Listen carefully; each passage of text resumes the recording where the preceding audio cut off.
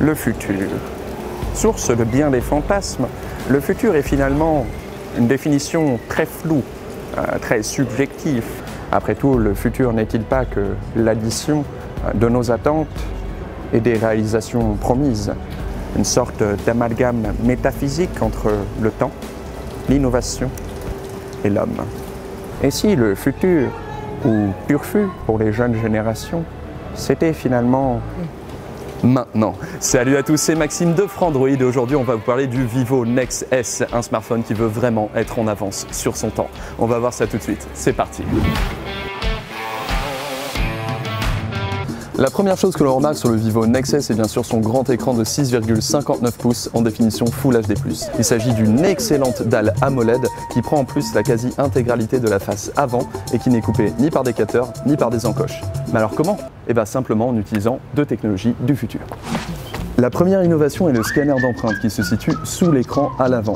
Alors ça libère beaucoup d'espace, mais c'est un petit peu plus lent que les solutions qu'on connaît habituellement. Ceci étant, c'est très agréable d'utiliser.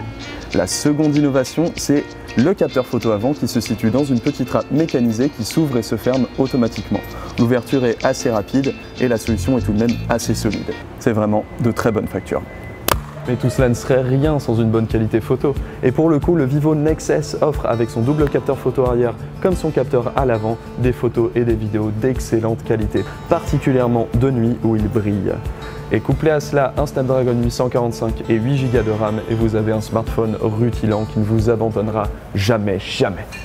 Et ce sans compter une autonomie exceptionnelle. Bref, vous l'avez compris, le Vivo Nex S est vraiment la crème de ce qui se fait en matériel sur cette fin d'année. Entre un écran vraiment sublime, des performances supérieures, un capteur photo vraiment excellent et des technologies de pointe, le Vivo Nex S n'a vraiment aucun défaut. Son interface FunTouch OS est une absolue horreur. Tout ce qu'elle fait, c'est copier Apple et prendre les pires défauts d'iOS avec les pires défauts d'Android.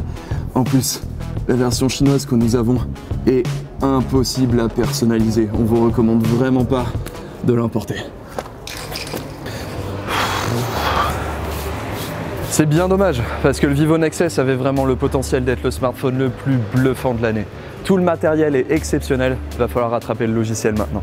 Espérons que Vivo le fasse quant à sa sortie en France qui pour l'instant n'a pas été annoncée.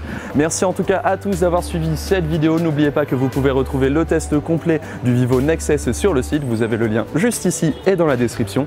Et quant à moi, je vous fais des bisous et vous dis à bientôt sur Frandroid.